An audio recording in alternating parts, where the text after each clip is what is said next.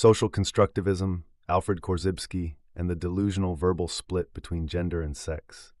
Social Constructivism emphasizes how our knowledge of the world is shaped by social interactions and cultural agreements. Over time, we've seen a separation emerge between gender and sex, where gender is treated as a fluid, socially constructed identity, and sex as a biological reality.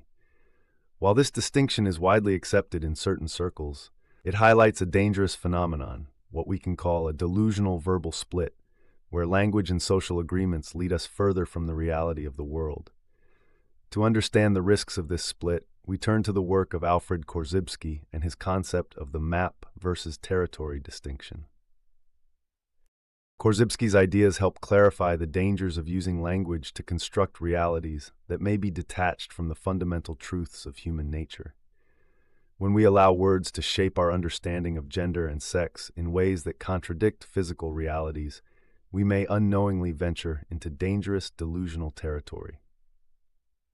The map is not the territory. Alfred Korzybski, the founder of general semantics, introduced the critical idea that the map is not the territory. This means that the language, symbols, and labels we use to represent reality, the map, are not the same as the actual reality itself, the territory. In simpler terms, the words we use to describe something can never fully capture the complexity or truth of the thing itself. This distinction is vital when it comes to the current social debate around the separation of gender and sex. The map, our social construct of gender, is increasingly treated as though it can stand independently of the territory, the biological reality of sex.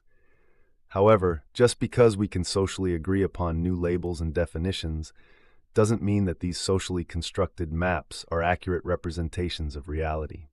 Korzybski warned that the more we mistake our maps for the territory, the more dangerous and delusional our thinking becomes. The delusional verbal split, when language misleads. The concept of the delusional verbal split arises when we use language in ways that obscure or distort reality, leading to collective misunderstandings. In the case of gender and sex, society has increasingly adopted a narrative that treats these as separate, despite their biological interconnectedness. Gender is now understood as a flexible identity that can be shaped and reshaped by individuals and society, while biological sex remains a fixed reality. This split, driven by social constructivism, reflects how far language can lead us from the actual territory of human nature. Korzybski's insights show us that the farther we get from the territory, our biological reality, the more we fall into delusion. For example, if society agrees that a person can change their gender based on feelings or identity, it doesn't change their biological sex.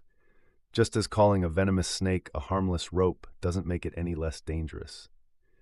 We can construct a map in our minds and share it with others, but the territory remains unchanged. Ignoring these biological realities under the illusion of socially agreed upon language creates the risk of building delusional worlds that can be harmful, especially in areas like healthcare, where biology is crucial. Language as a tool or a trap, how maps can lead us astray. Language, as Korzybski and other linguists suggest, is a tool for navigating the world. However, when we use language recklessly or agree on delusional constructs, we can easily fall into traps where the map no longer reflects the territory. This disconnect leads to confusion and may pose real dangers. A powerful metaphor for this is treating a dangerous object, like a sharp blade, as though it is harmless because we call it safe. If we collectively agree that the blade is harmless, people may handle it carelessly, leading to injury. The problem is not with the blade itself, but with the delusional map society has created through language. The same is true of the verbal split between gender and sex. When we allow words to separate these concepts in ways that contradict the territory, biological reality, we are walking into the same trap. The more socially constructed maps we create, the farther we drift from reality, increasing the risk of harm. Medical professionals, educators, and policymakers may make decisions based on these socially constructed maps, leading to consequences that could be avoided if the biological realities were taken into account. The dangers of agreeing to delusional maps. Korzybski's map territory distinction highlights a critical issue. The more we rely on constructed maps that distort reality, the more dangerous our world becomes. Social constructivism's idea that gender and sex can be separated is one such delusional map. While it may feel progressive or inclusive to embrace this distinction, it leads us further from the biological truths that underpin human nature. This split has real-world implications.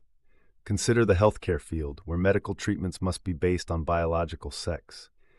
If we rely on gender identity rather than sex as the determining factor for care, we could end up with improper diagnoses or treatments, risking patient safety. This is the danger of believing in a map that no longer accurately represents the territory.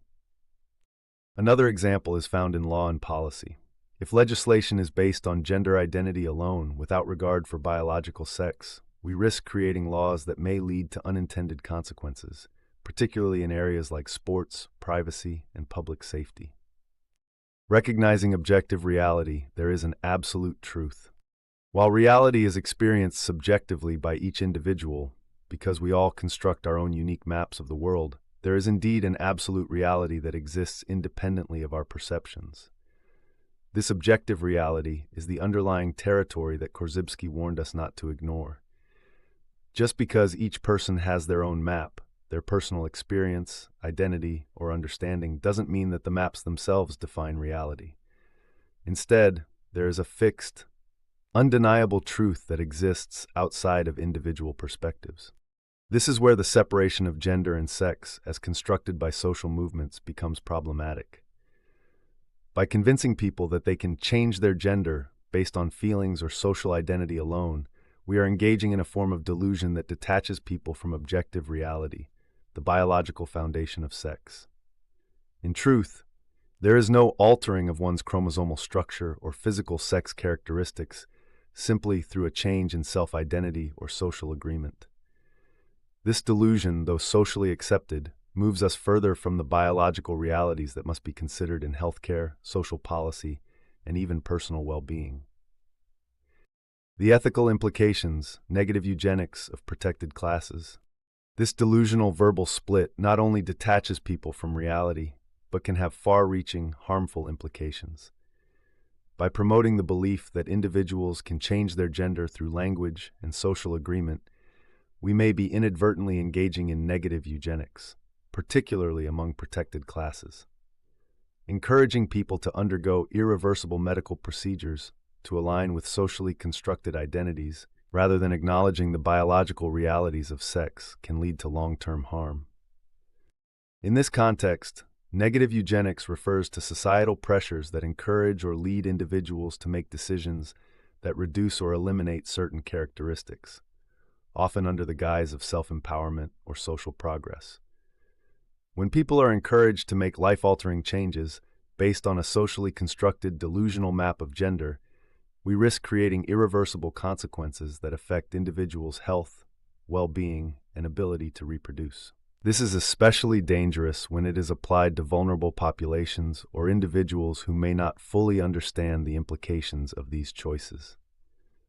Returning to reality, recognizing the limits of social constructivism. Social constructivism teaches us that much of what we know is shaped by society and culture. But when language leads us into delusional verbal splits, we risk losing sight of reality. The separation between gender and sex is a prime example of how socially agreed-upon constructs can stray from biological truth. The farther we move from the territory of human biology, the more dangerous our maps become. As Korzybski reminds us, the map is not the territory. While social constructs like gender roles and identities can be fluid, we must be cautious not to let these constructs obscure the biological facts that remain unchanged. Understanding the limits of social constructivism and being mindful of the dangers of verbal delusion is essential to navigating a world where language can both help and harm us. In conclusion, the separation of gender and sex, though a widely accepted social construct, reflects a dangerous delusional verbal split. Just because society agrees on something does not make it true, and the more we rely on constructed maps that deviate from biological reality, the more we risk losing touch with the territory, the facts of human nature. Korzybski's insights provide a powerful reminder to remain grounded in reality and cautious about the ways we use language to shape our understanding of the world. While individuals may have subjective experiences of reality, there is indeed an absolute truth that cannot be ignored, and straying too far from it risks serious harm to individuals and society.